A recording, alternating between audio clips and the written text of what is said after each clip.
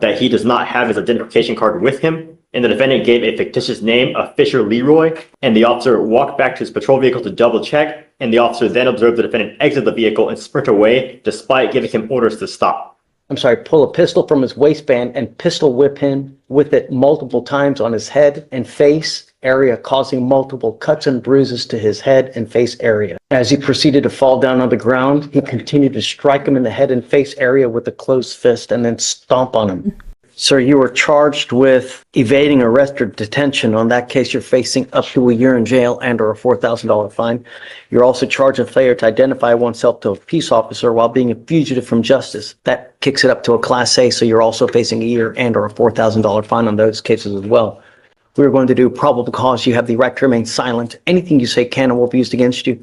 You have the right to have an attorney present. If you cannot afford one, one will be appointed to you, sir. Yes, Judge. On January 31st, 2025, the officer observed the defendant's vehicle run a red signal light at the 3400 block of Live Oak Street in Harris County, Texas.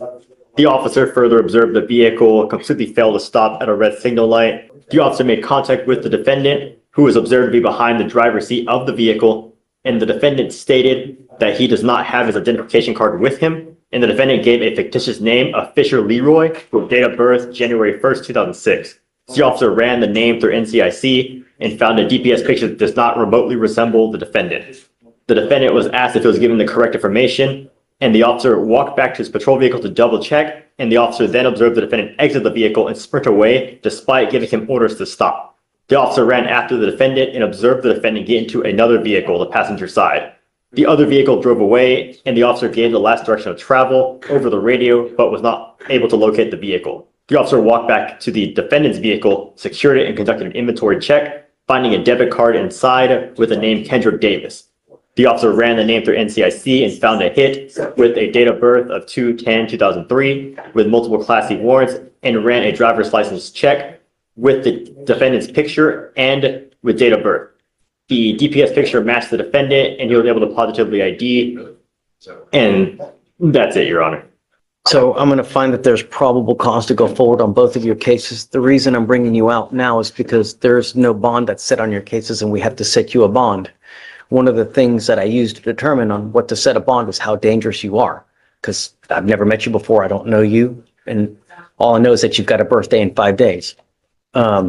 So he's on bond for an aggravated robbery now, right? Yes, Judge. It's my understanding, I think it was a 2B, it looks like. I don't believe bond conditions and everything were put in place until a few days ago. So the charging instrument was filed November 13th of 2024. I think that you may well be right.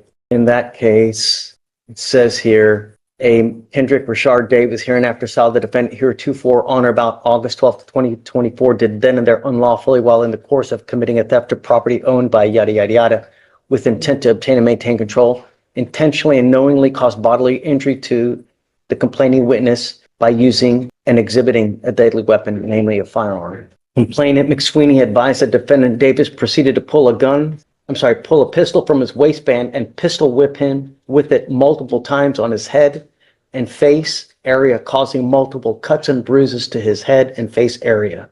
As he proceeded to fall down on the ground, he continued to strike him in the head and face area with a closed fist and then stomp on his face with his foot. Complainant McSweeney stated that he was in fear for his life and felt severe head pain as a result of the assault. I see that he has also picked up an evading arrest in a motor vehicle the day after our two cases. I guess that's how they caught up to him, right? They must have him, and they found him, and that's when they arrested him on that, and then got picked up on, I believe. Okay, so what happened in that case? Is he like driving 100 miles an hour? Is he? Yes, Judge. It says that the officer observed the defendant conduct an improper turn and failed to turn into the correct designated lane. They activated their lights and sirens, and the defendant evaded at speeds of 90 to 115 miles per hour for 3.5 miles on the highways and multiple residential and business streets. Okay. I think that you are an extreme danger to our public, and I'm going to do everything in my power to protect our public. The first thing I'm going to do is I'm going to leave it with me today, promising me you're not going to drive. I don't give a rat's behind what is going on in your life. I don't care if there's a burning building. You have to say 50 kittens. If I find that you drive, I can have a contempt hearing. You can be facing an additional 6 months jail and a $500 fine every time you get into a car and drive. Do you understand? Yes, sir. I'm also putting in this affidavit that you're not supposed to be in possession of any weapons as well.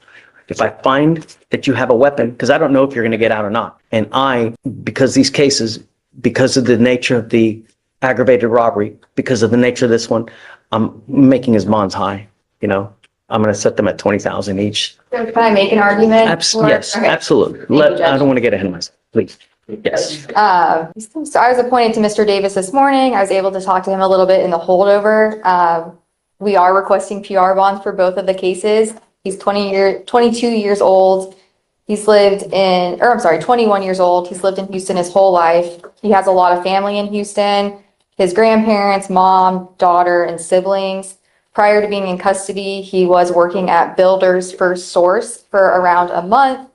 Mr. Davis also lives with his grandfather who has cancer. Mr. Davis is his caretaker, is my understanding.